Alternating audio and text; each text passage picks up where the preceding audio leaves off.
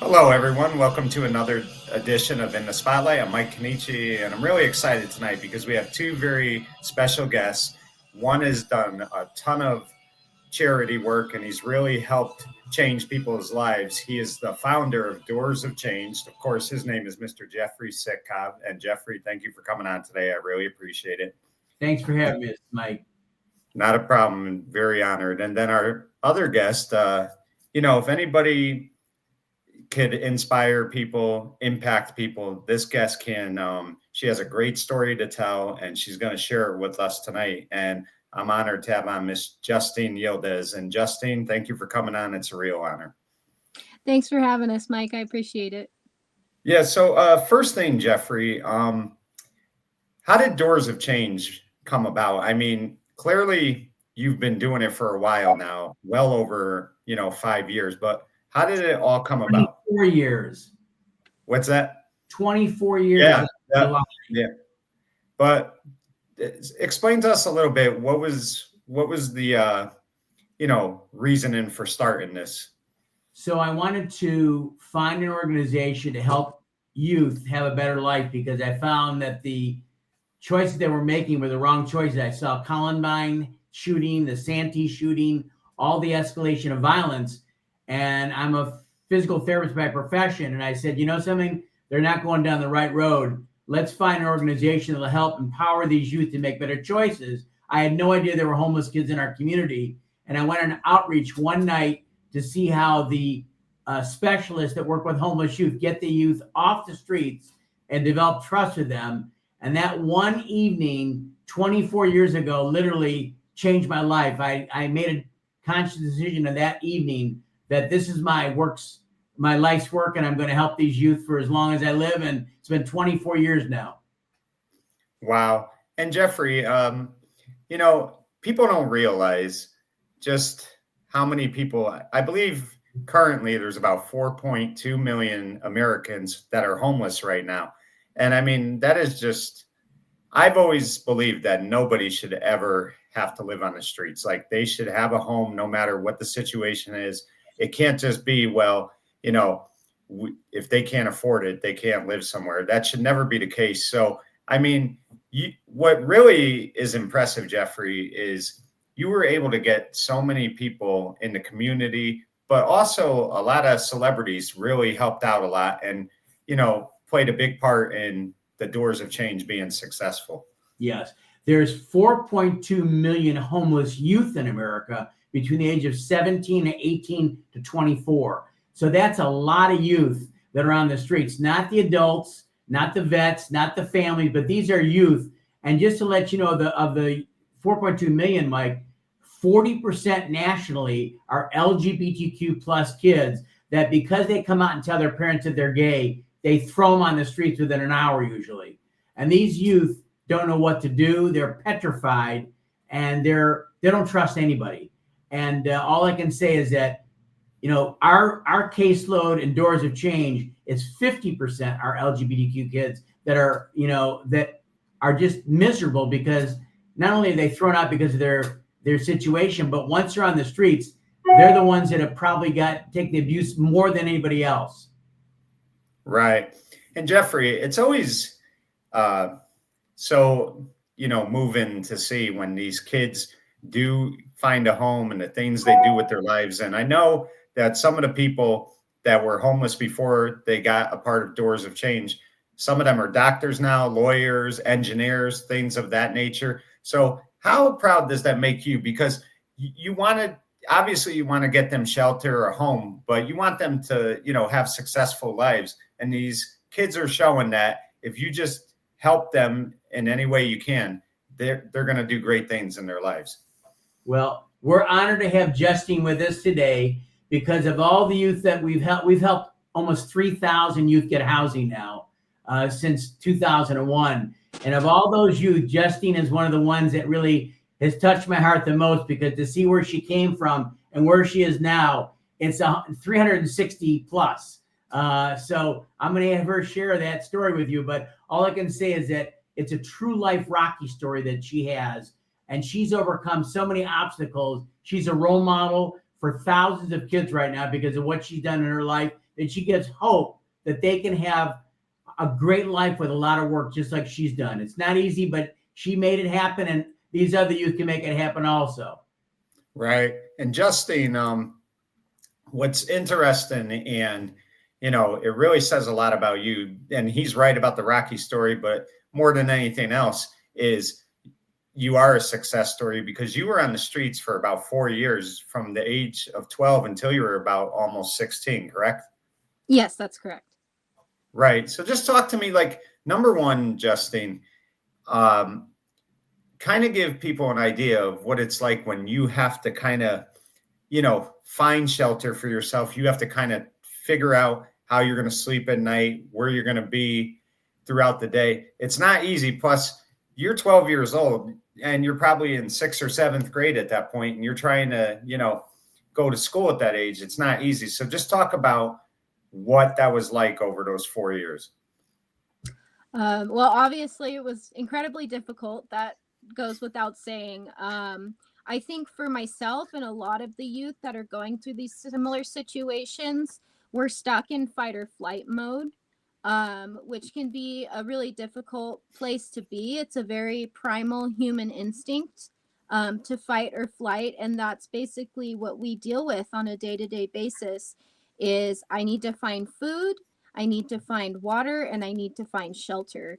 And being in that kind of mentality for a long period of time does change your brain chemistry, which can make it difficult later in life, even after we get out of these situations. And for me, and I speak about this many, many times in my TED Talk and in other speeches I've given, the thing that made a difference for me was the kindness that I received from strangers that took me out of that fight or flight mentality. Even if it was temporary, it gave me a moment to think beyond into the future, because that's the experience a lot of us have, is we can't plan for a future that we can't see because we're just struggling day by day. So it really does make a difference when you like buy a meal for a homeless youth, or even just being seen, asking if they need anything. Those kind of things make a big impact. So it was really difficult for me, and even though I've been off the streets for 20 years now, I still struggle with some of the residuals of living that lifestyle. Right. And Justine, let me ask you, how did it all come about where you finally were able to get off the street? Obviously, you met Jeffrey and people from his organization, but how did, I'm sure in the beginning too, even though you had finally, been in a home, it was still difficult because, like anything else, that's trauma too, when you're not, living in a home and you're, like you said, trying to find ways to eat and things like that. So just talk about what it was like when you finally, had found shelter again. Well, I was in a really dark place. Right before I was taken to the shelter, I was experiencing possible criminal charges that were associated with people that I was hanging out with, people that were supposed to be protecting me and taking care of me. So often happens with these youth. So a police officer found me sleeping alone in a park bench, and he took me in, and he kind of knew that I was the person that they were looking for.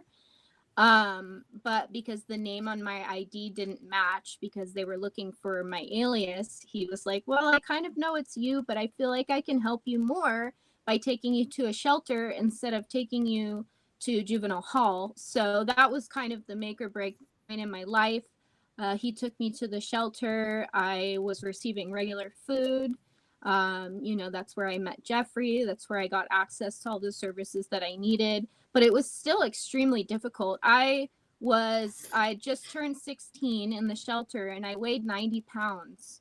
And I am already a very petite person, but for a teenager to weigh less than 100 pounds is very unhealthy. So it did take a while for me to kind of catch up with my health, physically, emotionally, mentally. But I can't even describe the kind of hope that I felt, the sense of community that I had for the first time in my life, that I had these adults that cared about me, that I could trust, that were not trying to take advantage of me or harm me in any way. And that's kind of groundbreaking for a lot of youth, because up until that point, we haven't had a stable adult in our life that we could trust.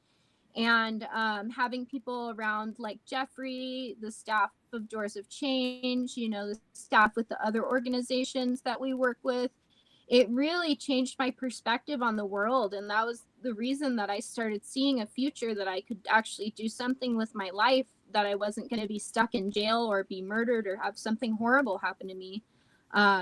So, that's why these services are so important. Usually it's the first time that these youth have experienced an adult that's being kind to them. And I know that's probably hard for a lot of people to hear, but that's the truth. Is me growing up, there weren't any nice adults in my life. Even as hard as my mom was trying, she still couldn't be the parent that I needed her to be.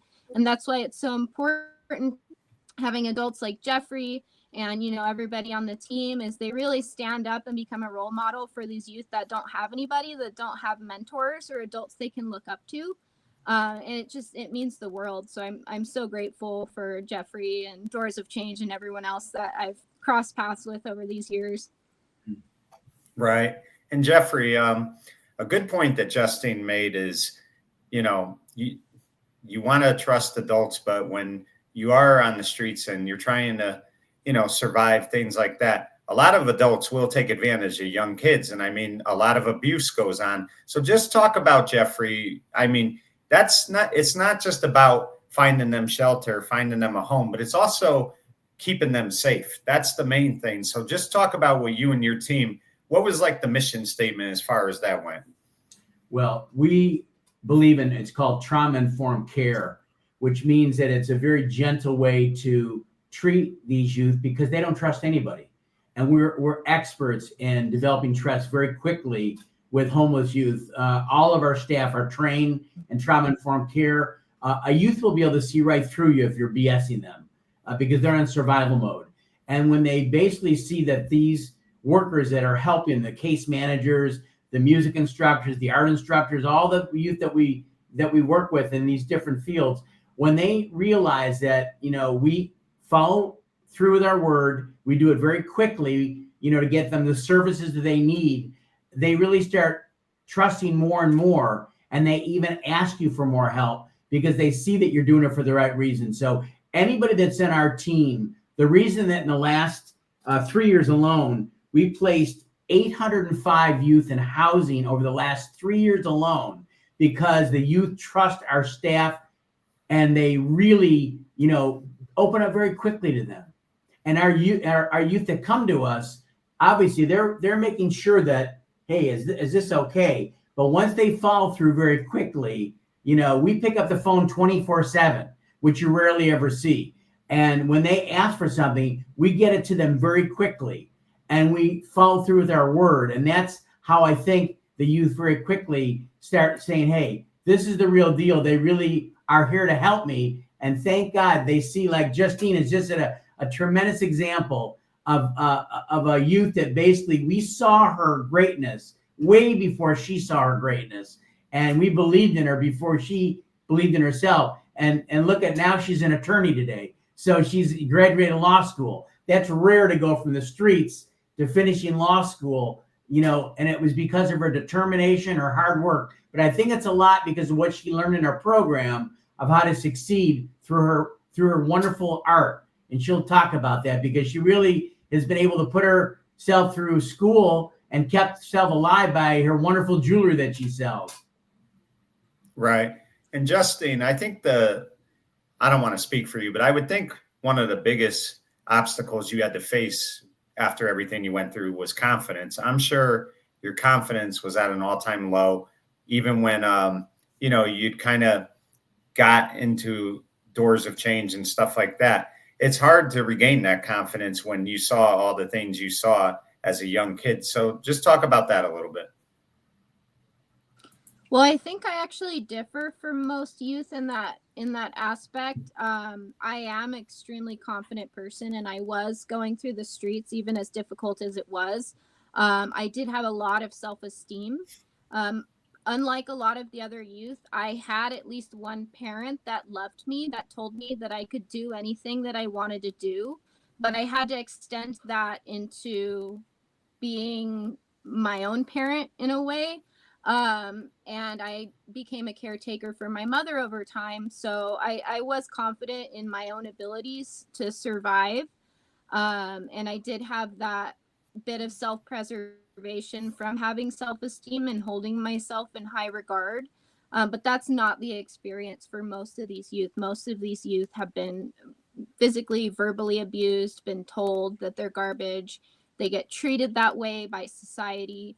And I think that's part of why I was able to come out on top, is because I did hold myself in higher regard and I didn't listen to the people that told me that I was less. I wouldn't accept it. So, and that's also why I believe that it was a lot easier for me to not become involved in drugs and alcohol, is because I felt that I was too good for that.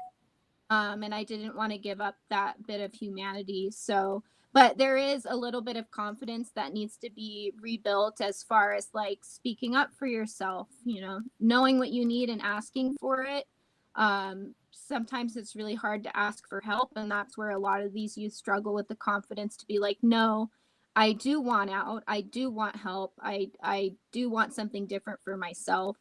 So it is definitely an issue, though, the confidence and the self-esteem of these youth. They've been growing up being told all kinds of horrible things. So of course, by the time they make it somewhere where people can actually help them, they're not going to be confident enough to ask for what they need.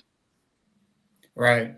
And Justine, Jeffrey touched on it a little bit, how you graduated from law school. But let me ask you, did you fall behind with school? I mean, were you out of school for a couple of years when, you didn't have a home? How were you able to maintain schoolwork? How did that all go? Yeah, unlike a lot of youth, I was able to maintain school. I was actually only out of school for about 2 months. So even though I was homeless and I didn't necessarily have a stable place to live, I did have a lot of friends whose parents let me couch surf for significant amounts of time, until one thing or another happened and it became too much of a risk for them. So because of that, I was able to continue to stay in school. And even when I didn't have anywhere to go or anywhere to eat, I still found a way to get to school. And I did have friends at school that helped me. And it even got to a point where I got kicked out of a school because they found out that I was listed as a runaway and that I actually didn't have a physical address. And an older friend of mine pretended to be my mom and re-enrolled me in high school. That didn't last too long, and that's when I ended up not being in school for about 2 months. But that was also right before I got picked up. And as soon as I got to the shelter, I was re-enrolled, and I actually still ended up graduating a little bit early, because I took extra classes. But I really didn't fall that far behind. Right. And that's really a credit to you, because with everything you went through, to still go to school, because that's not easy. It just shows that you're a fighter and you continue to fight. Jeffrey, it never happens alone. I mean, you started this great program, but it takes a team to make it work, and you have a great team. And one of the people I wanted to ask you about was your program director, Joanne Newgard. Talk about her a little bit, and also talk about Melissa Flores, who's the grant manager, because they both play a huge part in the success of all this. Yes, you're absolutely right, Mike. Our team is incredible human beings, that every one of them is just has such empathy for the homeless youth. They're passionate about it. They're hard workers. I have big hearts. And Joanne Newgard is just one of the most amazing women I've ever met. She actually won Woman of the Year in the San Diego magazine 2 years ago. Of all the women in San Diego, she was nominated. There were 500 women that were applied for this, and she won first place for Women of the Year of what she's done to help these youth in our program. She's amazing.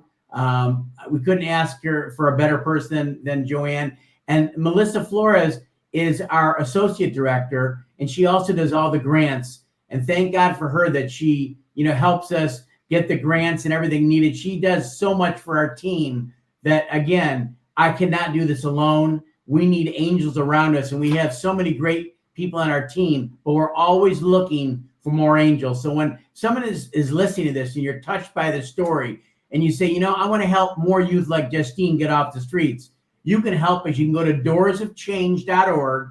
There's a bunch of videos on there of the youth speaking. There's a lot of information on there. And if you're touched, make a donation of any amount.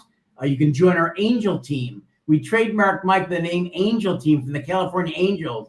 They gave us permission. We're the only ones they've ever given permission because we work with homeless youth exclusively. And so for $18 a month, people can say, you know something, I want to help. I can't afford a lot, but $18 a month, I can handle that. You know, and so they become an Angel Team member. They get some gifts for it, you know, assigned award-winning photos, whatever they can get for that. But most importantly, you're helping us be able to raise more money on an annual basis so we can get more youth off the streets. Because last year alone, we housed 164 youth last year alone. That's a lot of kids in 1 year to get off the streets. But we want to do more. So doorsofchange.org. We appreciate anybody checking it out and helping us, because kids are from all over the country come to San Diego because they can be outside all year round. So wherever you live, we have kids from all over the country that come to us because of the weather that we have, and we need to help more youth. Right. And Jeffrey, another gentleman who's put a ton of work in, and he's a tireless worker, and I hope I don't pronounce his name wrong, is Turquoise Tingle. And I mean, you know, he spent several years in the Navy. I mean, just a credit to everything he does. Talk about him a little bit. Well, Turquoise is amazing. She is, she's got such passion, and she's a case manager. Her and Angel both are our two case managers. And I'll tell you something, without our case managers being who they are, we would never be able to see and get the results that we're getting right now, because the kids trust them so quickly. They love them because they got such big hearts. I mean, Turquoise, they'll literally answer the phone anytime during the day, 24/7. Someone always answers the phone on our team. Whether it's Joanne, Turquoise, Angel, one of them will answer the phone. And just, we can't say enough about either Angel and Turquoise. They both are tremendous assets to our team and for the youth in our community that are homeless. Right, most definitely. And I mean, I think this is just a great thing that you and your team have put together, Jeffrey. But I really admire, like I said, I mean, again, we know celebrities have a lot of, you know, they have resources that could really help, but they go out of their way to help. You know, I think of Anson Williams and Lucie Arnaz, people like that. So, I mean, when you have support from everyone, it really, you know, it's true what they say, teamwork does make the dream work. Well, you know, by having Anson Williams, having Lucie Arnaz, having Elton John, having Billy Joel, Bruce Springsteen, the Rolling Stones, Carlos Santana, and many others that believed in us, they trusted us, because we could have been lying to them, but they trusted us. And every year they see the youth changing before their eyes. And we've been able to help so many youth because of the celebrities, the musicians. I can't thank Anson. Has been our co-MC of our events, our Concert of Hope. He's going to be doing our co-MCing again this year. Lucie Arnaz is just incredible. Her mom is Lucille Ball, as many people know. And Lucie Arnaz, I'll tell you, she is very passionate because one of her kids was homeless as a youth, because he thought he knew it all until he got on the streets and he realized how blessed he was. But he needed to go through that process. And she is extremely passionate about what we do. And we are so thankful that Harlan Bowl has connected us with some of these angels. And thank God for, you know, Billy Joel and Elton John were the first angels in the music industry that trusted us. And because of that, we've had so many people that have said, yes, I'll help you because they've done it. You must be okay. And they've been with us for years. We're so blessed. You can go on the website, by the way, and buy memorabilia. We've been able to sell almost $900,000 in memorabilia. Elton John, Billy Joel, Santana, Bruce Springsteen, you know, even Ziggy Marley. I mean, we've got such a wide amount of angels in the music industry. We're so blessed. And people can buy memorabilia on our website right now. Right. And it really is. I mean, you know, I encourage everyone to give whatever they can give. And, you know, again, check out this great cause because, like I said in the beginning of the show, I don't believe that anybody, I don't care what the situation is, nobody should have to be homeless. That's just something that has been going on in this world forever. And people like you and your team are doing everything to change that. And I just think it's awesome. Justine, let me ask you, did you have a desire to do law when you were in high school, or how did that dream first start for you? It started a lot younger than that. Actually, long before I was on the streets. Even though my mother also had a difficult life, she was a paralegal, and she was very obsessed with the legal system. She was very litigious. She would sue anybody that ever wronged her. So actually, as a child, I followed her to the courthouse because she couldn't afford childcare. So when my mom was taking people to court, she would actually take me with her. So as a very young child, I was already exposed to the court system. And my mother was a very fierce woman. She never let anybody do anything bad to her. And I really admired that. And I looked up to her. I grew up watching a lot of true crime as well. A lot of, news coverage of those kind of crazy cases. And it was always really interesting to me. And when I was 16, while I was living in the shelter, I was a victim of not really police, but I was attacked by security guards. And it was very traumatic for me because I had just started my healing process, and I basically had a man that was not in a uniform trying to tell me what to do. And, I basically gave him the finger. Next thing I know, I'm being arrested by 4 men in uniform. And because of that experience, I really didn't feel safe in the justice system anymore. And I didn't feel like the law meant anything because I had not done anything wrong. I was placed under arrest.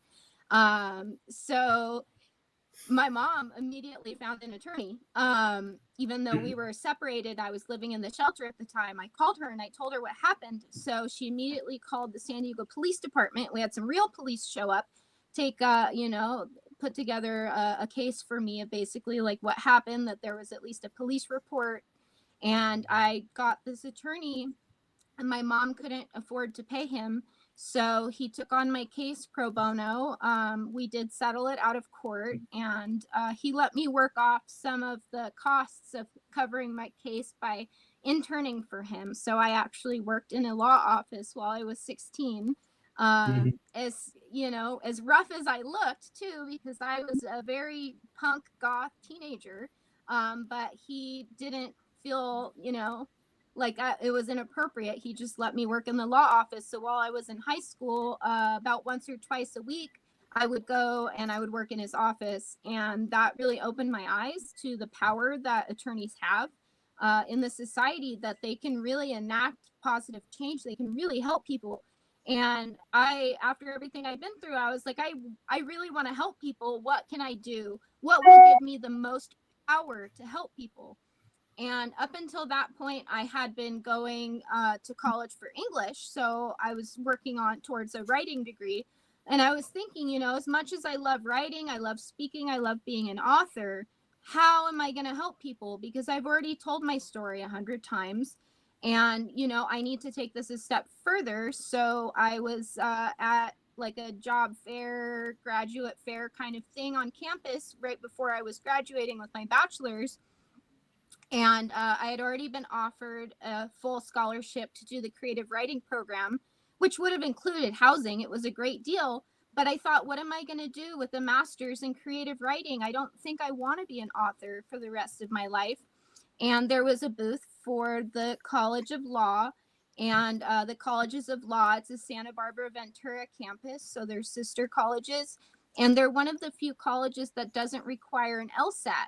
It's still California bar accredited.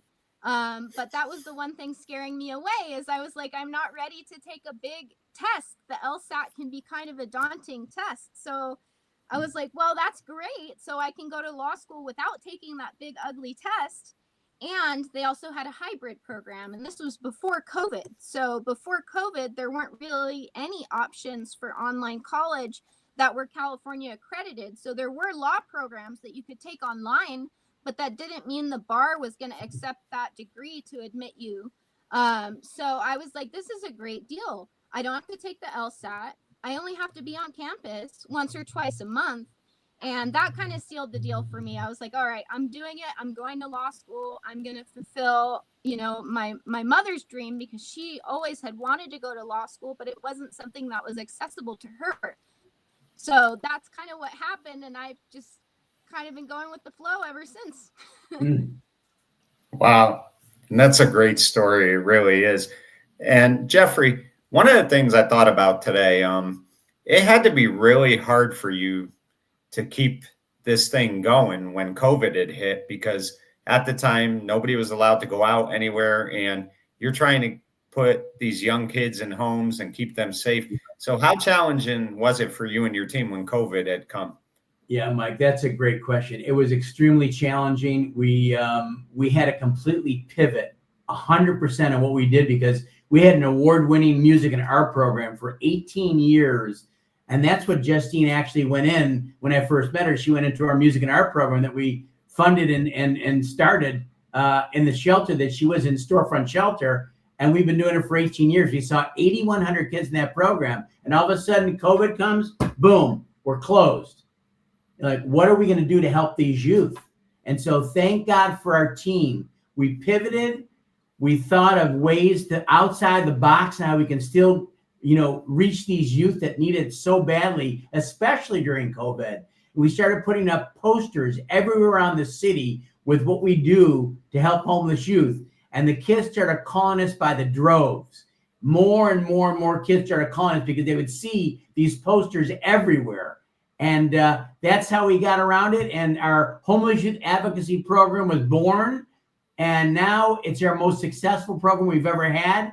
And it's amazing. As I said, in the last 4 years alone, we've helped 966 youth and the homeless youth advocacy program get housing and shelter over these last 4 years alone.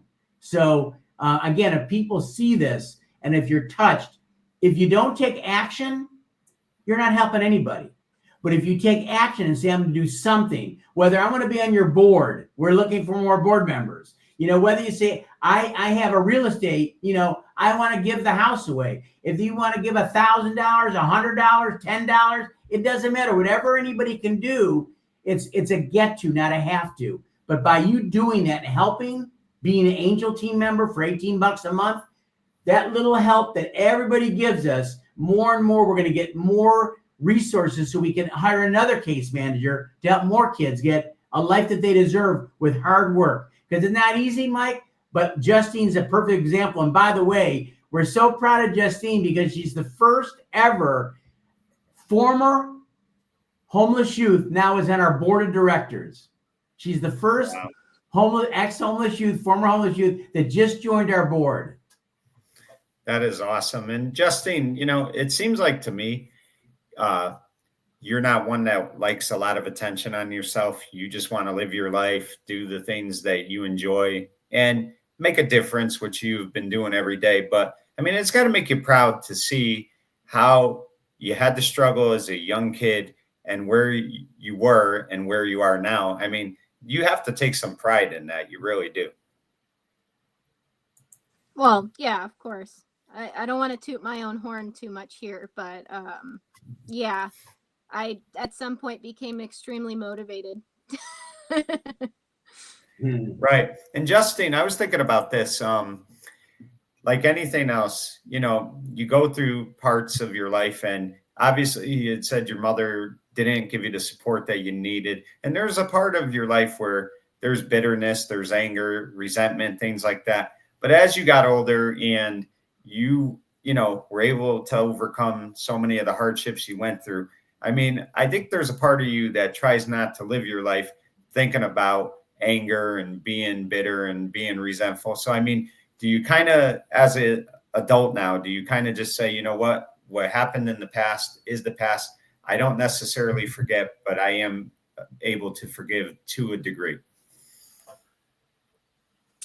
That would be difficult. I I am a little vengeful, and some of the people that did bad things to me, I will Right. never forgive them. I know that there's a school of thought that, forgiveness can free you, can take away that burden.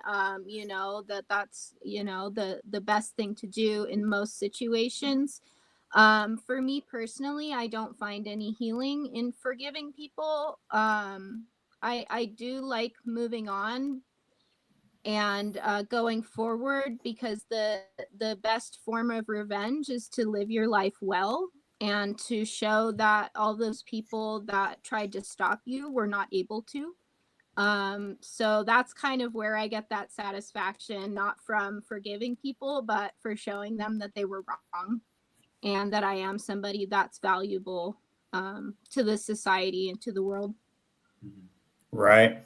Jeffrey, let me ask you this. You touched on it a little bit, and I wanted to get a little more, into it. But how difficult is it for you and your team to build trust with these kids, because they've been let down for so long in their lives, and especially by adults? I mean, it's true. It's hard for them to, trust anybody when they're going through things like that. So how challenging is that part of it for your team? Now, again, you've been doing this for over 20 years, as you mentioned, but with that said, every kid is different. Not every kid, it's like they say, you can't reach everybody. Yes. You try to reach as many as you can. So how challenging and how hard is that for you and your team to, to get them to trust what you're doing is for the benefit of them?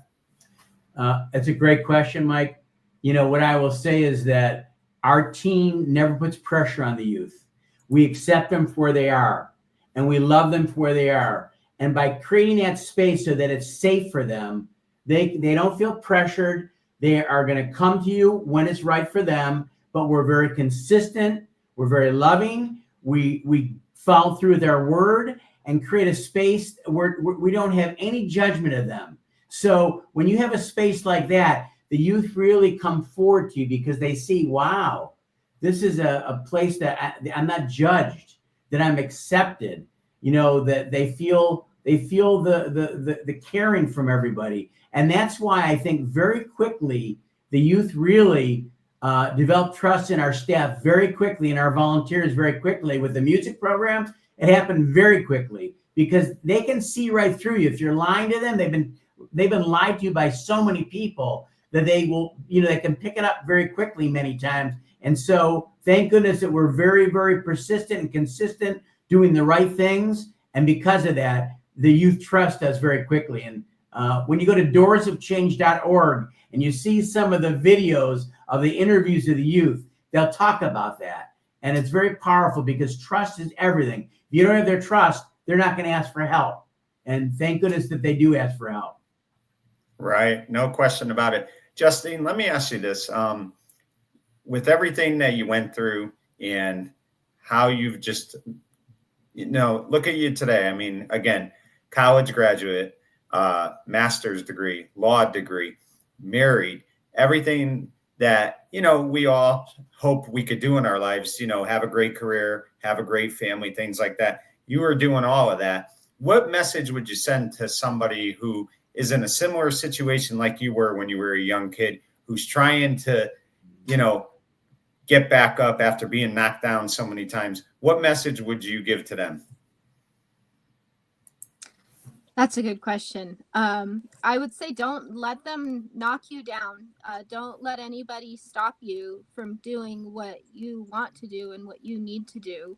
One of the hardest things is setting goals. When you're living day to day, it's really difficult to set a goal and to follow through with it. So setting small goals over time and keeping your eye on the prize. Like if you are serious, you want to get off the streets, you want to find housing, don't give up on yourself. Every day, set a goal. I'm going to call this place. I'm going to call that place. I'm going to see if I can find a bed. I'm going to call Doors of Change and see if there's anything they can do to help me. Don't let any of the people that are trying to push you down or hold you back do it, because you're going to leave those people in the dust eventually. So, and don't let people take advantage of you. There, like Jeffrey was saying, there are a lot of people that will lie to you, that will tell you that they're going to help you. And that part's a little bit more difficult, because if you do need help, it's hard to reach out if you don't feel like you can trust people. Find the right organization and trust them. Find people, not random people off the street. Find an organization that has somebody that you can talk to, that's somebody you can trust, because that's going to be one of the best paths off the street, is to get help. Don't be afraid to ask for help. Just make sure you're asking the right person. And Justine, obviously, Doors of Change has been like a family. How important has Jeffrey been to yourself and so many others who have struggled with being homeless and having to fight their way back? Just talk about the impact Jeffrey has had in your life. Personally, at this point, I've known Jeffrey for 20 years. And he's very much been a mentor to me. He's been family to me, like a parent that I didn't have. I do have a stepdad that's very active in my life, that I have a positive role model, but Jeffrey's always been a rock for me. He's somebody that I can call in my darkest hour, that's going to have good advice, or, that will know the best way to help me, or, the best advice for me to help myself. Even as an adult, I still struggle with the remnants and the residuals of the life that I had to live before. And sometimes I don't know how to deal with life, and I get depressed and anxious, and Jeffrey's somebody that I could always call and rely on. And I know it's the same with everyone that works at Doors of Change. These are people that will drop everything they're doing and answer your call in the middle of the night and make sure that you're okay. And it's just been amazing having someone like Jeffrey in my life, because I don't have family. I'm an orphan. When my mom passed away, that was it. I don't have any relatives that I can call and ask for help. And so Jeffrey's kind of become that person. And his beautiful wife as well has become such a supporter and role model. And I'm just so grateful for their presence in my life all these years. Right. So Jeffrey, let me ask you, I know, like anything else, in order for this to be successful, again, you have to do events, you have to do fundraisers, things like that. Are there any events coming up that you want to talk about real quick?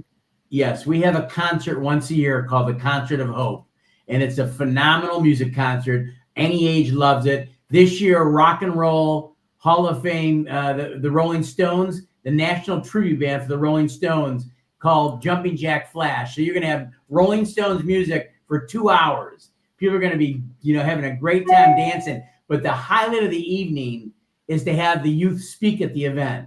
Justine is speaking at several of our events. We have many youth that speak at these events, and their stories are they blow people away by hearing their stories. I cry every time I hear their stories.